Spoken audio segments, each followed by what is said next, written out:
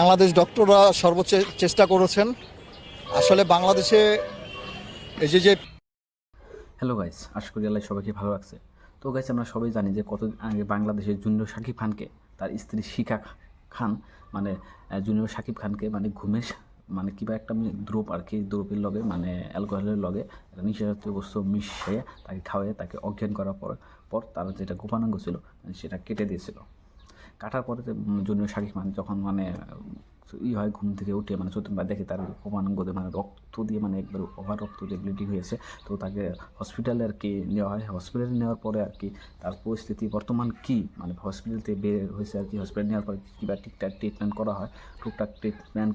Treatment করার পরে junior Shakib Khan মানে মোটামুটি অসুস্থ হয়েছে। আর সুস্থ হওয়ার পরে জুনিয়র শাকিব খান কী বলছে মানে হসপিটাল থেকে বের হওয়ার পরে কী বলছে, তো আপনারা এই ভিডিওর মধ্যে আর কি জানতে পারেন। বাংলাদেশে এই যে প্যানিস পুরুষঙ্গ, এইটার ওরকম মেশিন নাই, যন্ত্রপাতি। জুনিয়র শাকিব খান বলছে যে ইন্ডিয়ার ডক্টররা মানে ইন্ডিয়ার চেন্নাই ডক্টররা তাকে মানে করছে দিয়েছে, মানে তাকে এখন যোগাযোগ করতে মানে বলছে যে জলদি আমাদের ইন্ডিয়ায় আসো, আমাদের এখানে ভালো ভালো ট্রিটমেন্ট করা বস্তু আছে। তো আমরা যদি পারি আর কি যতক্ষণ চেষ্টা করে আর কি তোমার যেটা পুরুষ গোপনাঙ্গ ওটা আমরা অ্যাডজাস্ট করার জন্য ট্রাই করবো। এই কথা আর কি মানে ইন্ডিয়ার ডক্টররা মানে জুনিয়র শাকিব খানকে বলছে। ইন্ডিয়া থেকে ডক্টররা নক দিয়েছেন, বলেছেন যে আমাদের এখানে উন্নত চিকিৎসা।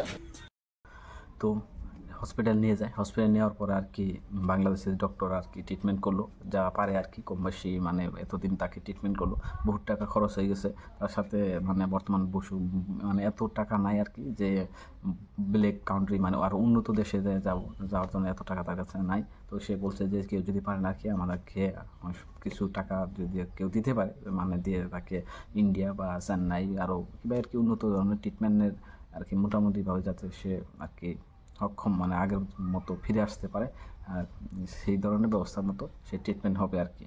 তো আমরা আশাবাদী। তো গাইস, যেহেতু একটা পুরুষের মানে মেন পার্টই হলো এই গোপনাঙ্গ, তো সেটা না থাকলে তার লাইফের কোনো দাম নাই। তো সেটা যাতে ভালো হয় আমরা দোয়া করি, আর যত ভালো ডক্টর কাছে যায় সে ট্রিটমেন্ট হয়, একটুকুই আর কি। তো ঠিক আছে গাইস, তো আপনারা শুনলেন সে কী কী বললো।